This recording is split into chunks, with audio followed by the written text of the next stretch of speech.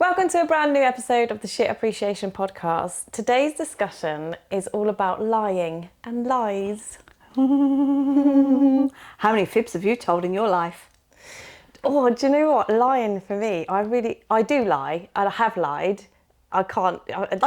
I can't lie about my lies. I can't lie about my lies. But I hate it. It makes me feel so icky. So I try not to lie.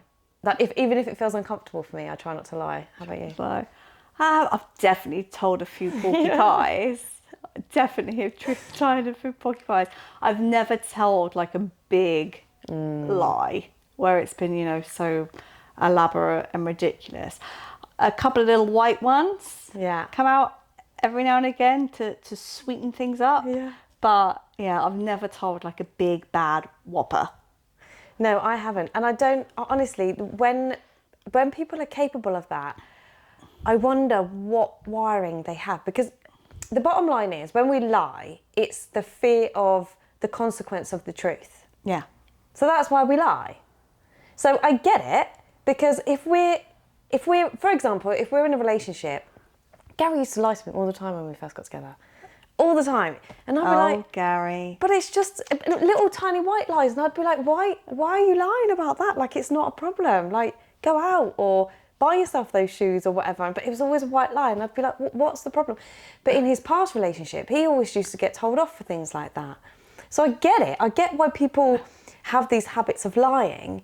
But it is, like I said, the bottom line is that we're so scared of the repercussion of the truth. Yeah. So that it's and that's where I always say, hurt me with the truth, not with a lie. That's a good little saying there. Yeah. Hurt me with the truth and not the lie. Yeah. Oh yeah, I like that. I very much like instill with my children. My eldest is getting to that age where the porcupines come out and we call her Pinocchio. Because the thing is with her is that she can tell a lie, but then you can see the physical reaction to the lie. It's like a tell. Yeah. She'd be absolutely terrible at like playing cards and stuff like that. Not that she would, because she's 9, but if she ever was to become a gambler, she would be shit. And it's like, she tells this lie and we're like that going, we know this isn't true. We know that this is not true. And she go, yeah, it is. The prime example is, I didn't do it. And you'll be stood next to her, watching her while she's doing the things she's not meant to be doing. Again, the consequence of getting told off. But I also think there's a massive thing around making us look better. Like the lie of, oh yeah, I've been there. Yeah, I've done that. Oh yeah, I got myself those shoes, but yeah, they're at home. Or do you know that like can't be seen to be inferior to somebody else? Oh, I know somebody just like that. Do you? Oh, yes, I do. Oh. Yeah, this individual's cat is always blacker than the next man's cat. He is, I struggle with it. I really struggle with it because I love people's vulnerability, and I think, actually, to be honest, the penny just dropped then. When you lie, you are actually showing your vulnerability, aren't you? Yeah. Because you're showing how scared you are at telling the truth or feeling sort of below somebody else or not having got as much as somebody else. So you are kind of showing your vulnerability, but it hurts, doesn't it? A lie, when you're on the receiving end of a lie, it's it really horrific. hurts. It's really horrific because I think when you're on the receiving end and you find out that it's a big lie, even the little lies, because then you're like, well, what else are you not telling me the truth about? Are there bigger things that you're not telling me the truth about? If you're capable of that, then you're capable of this. Yeah. And then that's super, super damaging. And that's super damaging on all levels of relationships. I think, it's very difficult to distinguish between what is a secret and what is a lie, because there are some things that you will not disclose. Yeah. So you have to kind of sugarcoat a truth in order to keep that secret for yourself. Yeah, or for somebody else. Yeah. So it's a little bit of variation. Yeah, but that's not, that's almost like would you class that as a healthy lie in terms of having that loyalty to your friend? Well, it's a protection lie, isn't it? Rather than, again, I guess it's like protecting from potential consequences that may come up. Why do you think that people white lie about really elaborate, random things? Yeah, like literally you could be in the pub and you're listening to somebody and you know every story they're coming out with is a load of shit. Yeah. again, it's to kind of look. It's the look, isn't it? Of, well, I've done this. I look better. Maybe I look hard. Maybe I look like I've got money. Maybe I look. It's to do with that image, I think. Oh, we're going back to ego now. You Yeah. better check out that podcast. Yeah. But yeah, it's really funny, isn't it? Because I think, I know of somebody, there will be no names used here today, but I know of somebody who is a perpetual liar, and the lies are really silly and really elaborate. But everybody that knows this person knows that it's all bullshit. So they must know that, their friends know that what they're talking is bullshit, but yet they just cannot stop themselves from reeling off a load of lies. I do think that there's a endearing side to that. When you get to know somebody who is, because they're so harmless, and usually it's about themselves, their life, and somebody else that you don't know. It becomes entertainment then, doesn't it? Exactly. So it's kind of like, oh, you're funny. It's just not true, is it? And you can kind of have a little bit of like, that's really sweet, bless you. Like, you don't have many stories, so you've got to make them all up. You've got to make them all up. Yeah, Bless them. Bless his heart. He is really, really funny. And again, but really endearing character. Yeah. Really endearing character, and all of his friends know. Love him for it almost. Yeah. Like when you're with him, you know what you're going to get, which is a load of bullshit. made up stories that probably just either people are going to go, oh God, here we go, or people are going to go, God, here we go. Like, what crazy stuff have you been up to today? Yeah. It's always really weird. But it is a bit fine line though, because I've had to tell Polly the age-old story of the boy who cried wolf. Yeah. Endlessly. I don't think it really goes in. She is all about, oh, look at the butterfly. Oh, look at that. Look at the cloud. I don't think it does until they, well, I think obviously the reason we lie is because we don't want to get it told off, especially as a child. We feel like we've done something wrong. So if we've done something wrong, there's a consequence. So therefore we lie to cover that up. But I think unless we're told as children that that's not correct behaviour, that's when it continues later on in all types of relationships, because they get away with it. So highlighting it when they're children is really important. And I remember my son went for it a little while, my youngest, and he'd say this stuff and I'd be like, oh really? And he'd go, no, that was all lies. But he'd say it and I'd be like, well, why did you say it then? He went, I don't know. Polly does exactly the same. Because I can see in the physical, I'm like, are you sure? Yeah. Are you sure they said that today? Are you sure? And then it's almost like this, like, it is a physical reaction with her. She's like, no, it's not true, it's not true, it's not true. It's like, well, why are you saying this in the first place? I said, I've been hurt before with lies. Yeah. So, it very much is the thing in our family that no matter what we're thinking and feeling, we always tell the truth. There will be a punishment and a consequence for a lie and an untruth. But if you tell the truth, you will not get the same punishment. The same punishment. You will still get punished, but not the same punishment. Yeah. I mean, she does a lot of crafting. Oh God, most kids around that age, they just want to trash your house with crafts. But we've got like a big bottle of like PVA. I don't know why I did that to myself. It was a really stupid thing to do. But there's this big bottle of PVA and she loves to craft. And in one room in our house is literally like a bomb site. It is horrific. It's horrific. And I went in there the other day and she had been crafting. And Penny hadn't been crafting. So I know it was Polly. I know it was her. And I went into that room and she had ripped the whole top off the bottle of the PVA, and I had asked her to make sure that she had cleaned up everything that she was playing with. And I was like, have you tidied up? She's like, yeah, I've tidied up. Went into that room. There is a big giant bottle of PVA spilling glue all over my carpet. Like, honestly, like just a pool of glue. And I'm like, Polly, you said you'd clean this up. I've done it. So why is there a bottle of glue here? She said, oh, I didn't do that. I was like, well, who did that then? Oh, I don't know. Well, process of elimination, my love. Is that it's you? That's the process of elimination. Is that you've done it because you were the only one in the room using the glue. It's not going to be me, is it? I'm not going to tip glue all over my carpet. Steve sure as hell isn't going to tip crafting glue over the carpet unless he's got some sort of secret scrapbooking project that he's not telling me about. And Penny was in a completely different room. So it's like, there's 4 of us here.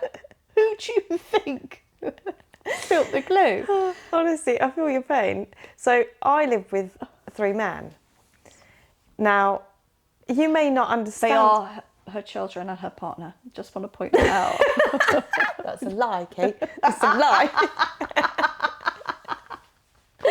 Oh, that would have been a great podcast, wouldn't it? I live with 3 men. No, they are. Yeah, I have 2 boys and obviously a partner. So yeah, and they are men now. So my youngest is nearly 15. They're all really tall and big humans, and they take up a lot of space and everything else. And obviously, being men, when they go to the toilet, they have to stand up. Now, see, the penny hasn't yet dropped for you, and any mum out there that has got boys will understand my pain. I go in the toilet and I sit on their piss. That sounds lovely. Honestly, it is. I can literally hear all of the mums of boys screaming at the screen or in their headphones right now, going, "Oh my God, that's me!" Because it is the most horrible thing is that you just sit down and then you go, oh, and you know you've got to wash afterwards. But not only have you got to wash, you've got to wash the whole toilet afterwards. And then when I leave and I go, look, who didn't put the seat up or who's pissed on the floor or whatever? Every single one of the men in my house will all say it wasn't me. And I'm like, do you think I'm pissing hovering over the seats and on the floor? That's not what I'm doing. They all literally just stand there and go, well, weren't me. And I'll have them all lined up in front. I've got, come downstairs. I've got a bone to pick with you. And I literally, weren't me. Weren't me. What? Was it me? Like, I really don't think it's one of you. It's one of you. It's one of you are doing this. And I got to the point where I wrote a note on the toilet seat and I literally said, clean your piss up. Clean your freaking piss up. Honestly, it's just... Your use of words is really nice as well. Everybody loves the word piss. It can be used in so many ways as well, but in this context, it works. Clean your piss up. But yeah, like, why lie? Like, that's... I don't know. Why lie about don't that? know. I mean, literally, you're stood there, you're just weeing, not paying attention, don't give a damn that someone else has got to clean that up, and then when you get caught, you go, well, weren't me. Weren't me. Well, okay, it was one of you, so you can go and fight out between. And they all look at each other and go, well, it's him. Well, it weren't me, it was him. And Gary goes, well, why would it be me? I'm a fully grown man. And I'm like, but you're... Stop making excuses because it probably is you. You are probably the culprit. It's crazy in this house when it comes to... That's the only thing that we get the white lies probably every week in this house. Weren't me. I'm like, yeah, anyone want to wash the pan out as well? Do you want to do that? Because, I don't know, it's my job to wash your skid marks off. Weren't me. Okay. Well, I know it's not me. Because I clean every day. I know it's not me. Because I wouldn't leave it. I wouldn't leave. And I wouldn't stand here and talk about it if it was me. Or would you, Jodie? You big liar. Hello, Pinocchio. Oh, man. Maybe this is all a ruse. Yeah. This is all a ruse. It's all me, yeah. Right. I'm stood there hovering over the toilet seat. Should we play a little game? Let's do it. Let's play a little game. Mm-hmm. We have pre-prepped the game, so please don't think that we're really spontaneous because we're not. It is called 3 Truths, 1 Lie. Okay. You want to read out. Let's see how good you are at your skill of lying. Okay. And let's see who wins. Are you ready? Yeah. You want to go first or you want me to go first? Go on, you go first. All right. I have grade 5 in classical singing. I've been in a prison cell for a night. I have a tattoo of a dolphin on my lower back. I have a signed autograph of Prince Andrew pre-Epstein that I've burnt. Oh, I don't know. Why would you admit to that anyway? And 3 of those are the truth, 1 is a lie. 3 of them are truths and 1 is a lie. They are, mate, I'm looking at mine going, oh my God, they are awesome. This is hard. This is really, really hard. It's between two for me. The singing and Epstein. Andrew. Oh! Do you know which one is the lie? I'm going to say singing. No. No! No, I am trained to grade 5 level in classical singing. Bloody hell. Right, which was your next guest? Yeah, Prince Andrew. No, I did have a signed autograph of Prince Andrew pre-Epstein that I have burnt. Yeah, I'm pleased to hear that. What were the other two? Next guess. What were the other two? I've been in prison cell for the night, or I have a tattoo of a dolphin on my lower back. Tattoo of a dolphin's a lie. Tattoo of a dolphin is a That's lie. mad. I have no tattoos, I have pure skin. Yeah. No. Oh my God, I'm shocked. Yeah. Genuinely shocked. See. Oh, Alright, your turn. Your turn. No, I kind of want to stop and do mine again.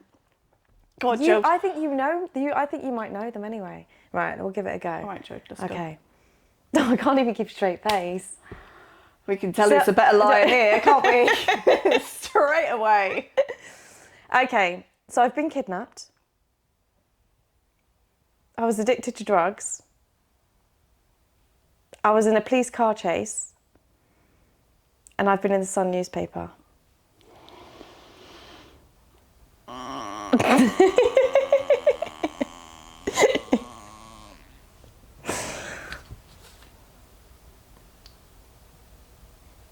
Mine are really dramatic. Yours are really dramatic, Yeah, but I know you've had a very dramatic life, so all of those could be very, very colourful, true. Colourful life. I had a very colourful life. All of those could be true. All of those could be true for you. Well, to be fair, 3 of them are. All right, okay. I think it's between... I know you've had issues with drugs, Yeah. so I know that about you. I should have kept the one before that. Damn it.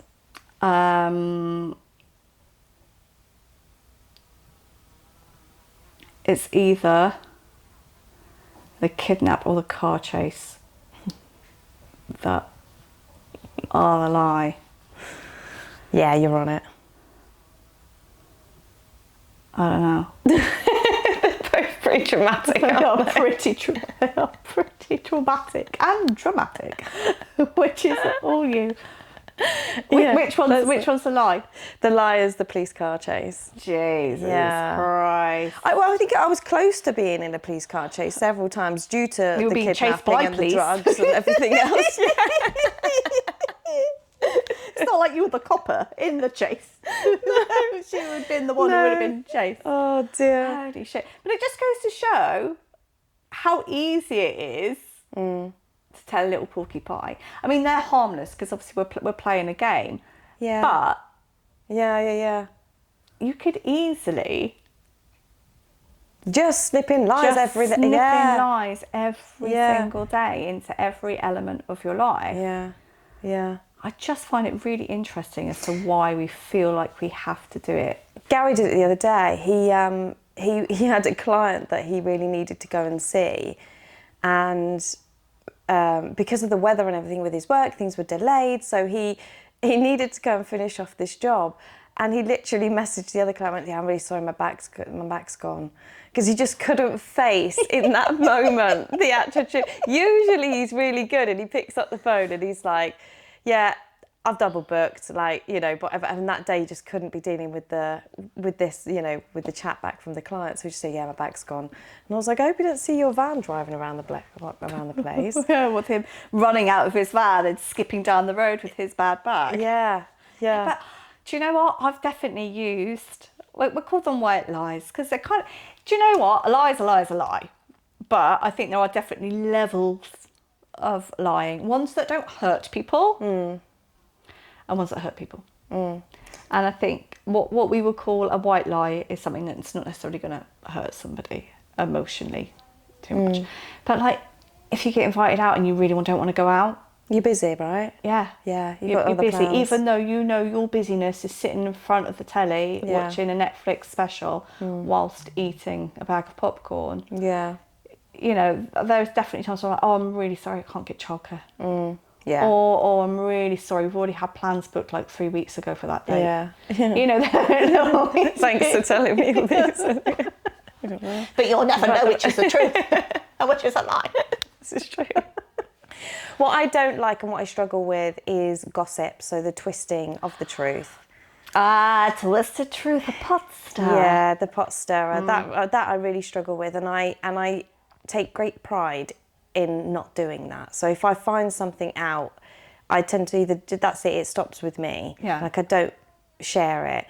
And if I do share it, it's because it's come from the actual person. I know what the situation is. I know that it's not a secret or whatever else, Yeah. and they're okay with me sharing. And it's come from the horse's mouth, because I really struggle with that twisted truth that ends up just being gossip. That people then go, the amount of stuff I've heard about myself that I didn't know I did. Or, do you know what I mean? And I don't want to be any part of that. I don't want to be involved in that. So I actively stay away from people that talk a lot about people. But that's kind of why I think like that sort of stuff stems from like an element of jealousy. Could be. Doesn't it? They've either really pissed you off, Yeah. and they're not nice to you, so you're like, you know, screw you. Yeah. Wait until everybody hears this. Yeah. Or you're jealous of them, Yeah. and you want to try and make them look shit. Yeah. Because I can't honestly see any other reason why you would gossip and twist it. But the thing is, with that type of gossiping, Yeah. is that the next person then puts their little spin on it, and then shares it with the next person who puts their little spin on it. And it's like Chinese whispers, isn't it? Yeah. You literally start with something very innocent and it ends up being something horrific right at the Yeah. end of it, just because people want to add their own take into it or make it a story and make it entertaining and just throw in a few little extra pieces in there. And I find that it's really poisonous, and I find that it's often, if you're in that group of people, it's all of those people in there that's doing it. Yeah. And if you move out and you sort of find a different circle of people, you tend to find they don't do it.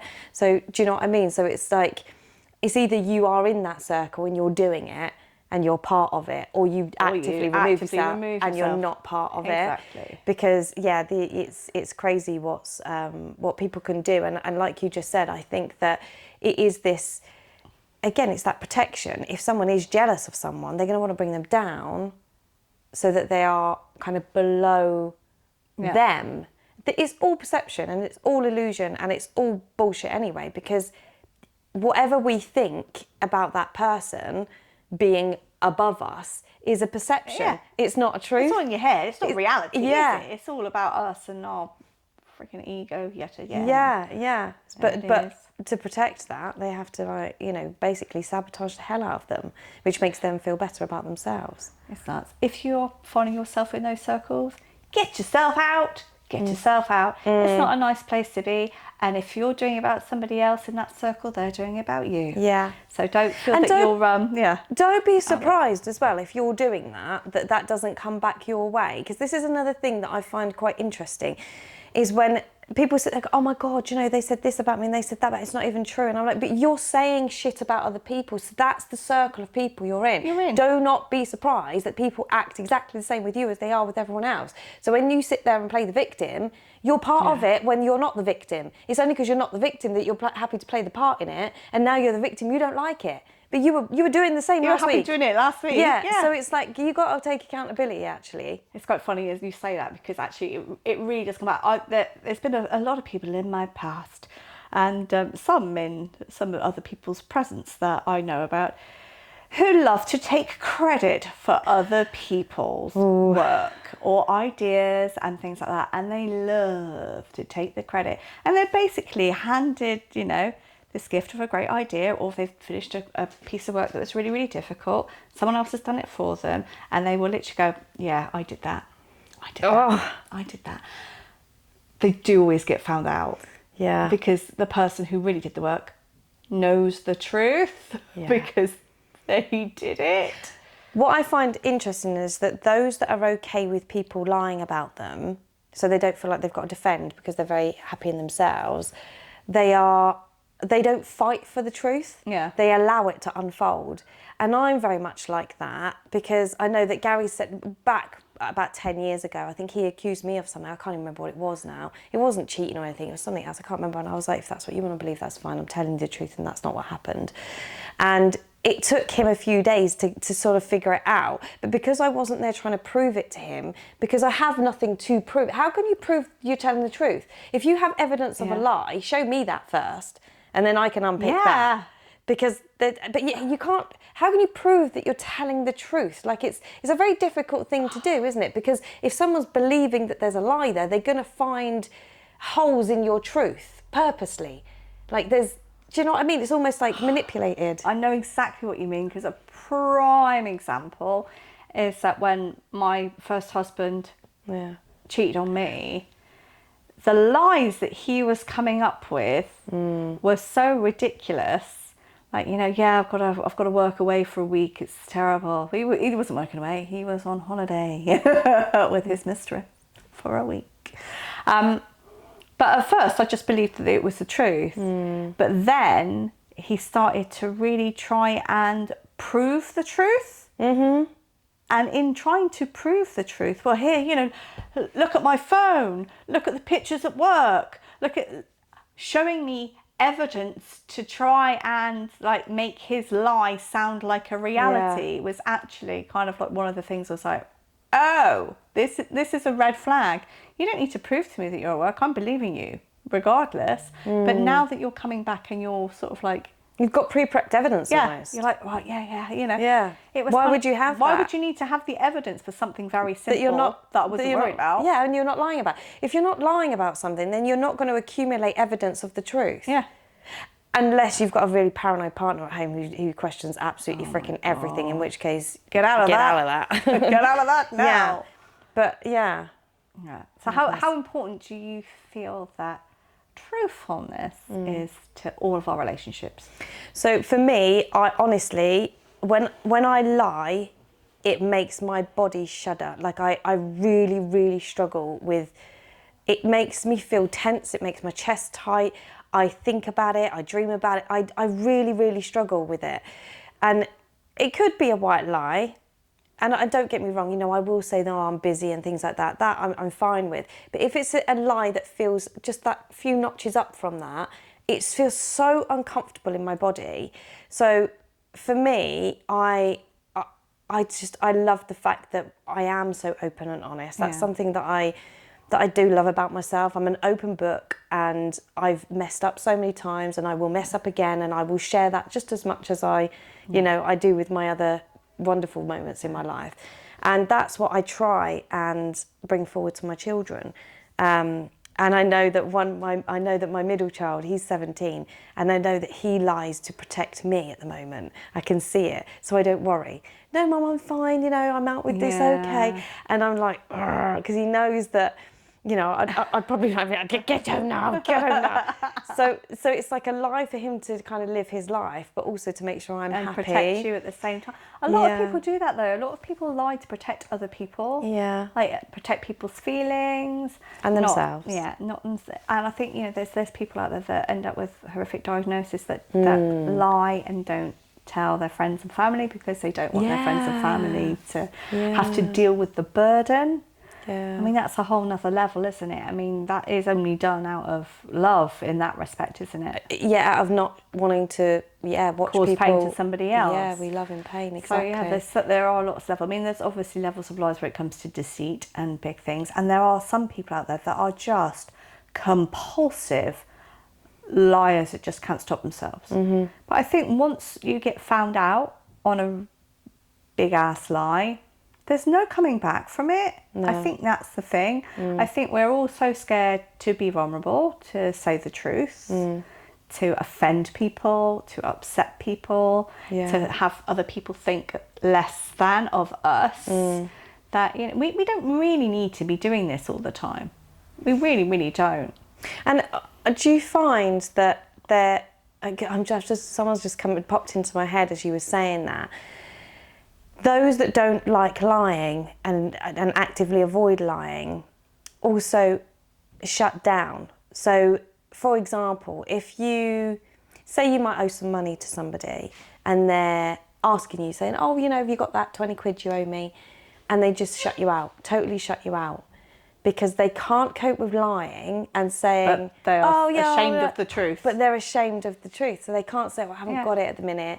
But they don't want to lie and say, oh, yeah, I'll see you on Saturday. And then don't turn up on Saturday. It's a bit like ghosting, isn't it? Yeah. That's the same thing. Yeah. Like you go out on a date with somebody and then you message them, say, hi, had a great night last night. Do you want to meet up again next week? Nothing. Tumbleweeds going past. Do you know what I mean? It's because that person doesn't want the confrontation of saying actually, don't think we were aligned, we didn't have the vibe, whatever. Exactly. And to be honest with you, most of us would rather have that response and go, oh, fuck you then, than just be completely ignored. Yeah. But then I always say, no reply is a reply. Well, it is. It is a reply. It is. It's just not verbalising it, and that's on them. But it's also on us how we receive it. Because I had this conversation with someone a little while ago, and they're just not consistent with their message. And I'm like, well, they're telling you exactly who they are. You can't make them be consistent. They're telling you exactly who you are. You're just trying to make them into something else. Do you want that? Because that's what you're going to get. Oh man, our expectations of people are just freaking It's mad, mental, isn't it? aren't they? They really are. Yeah. I don't know why we expect so much from people when we know within ourselves that we can't. I know. Give that much. Yeah. Oh, and then if we try, we just burn out anyway. Yeah. So what's your takeaway for today then? My takeaway from today is, I think I'm probably a very good liar. I hate to say it, but I don't think that's a lie. But it could be. I don't know. I think a little white lie has its place. I think there definitely are levels to truthfulness. And I think, you know, a little light tweak so not to hurt somebody's feelings is okay. I think a big fat whopper where you are just absolutely full of bullshit and then you forget what you were saying, because that's it, people get caught out, don't they, because they forget what they've lied about. Just don't do it. It never ends well for anybody. It doesn't end well for the person receiving the lie, and it never ends well for the person telling the lie, because like you said, you end up going mental, worrying about it and stressing about it. So my takeaway is just don't do it. Just don't lie. Yeah, I think for what you just said there, so Gary, he learned from a family member how to lie, and he watched them and adopted his behaviour, and he would white lie all the time he would white lie. Even he came home pissed at Christmas once when we were just together, and he was supposed to come home at 12. He said, I'll be home at 12, and he got home at like 3 or 4 or whatever, and he was absolutely hammered. And I was like, oh, what you been doing? And he said, oh, I'd been at the pub.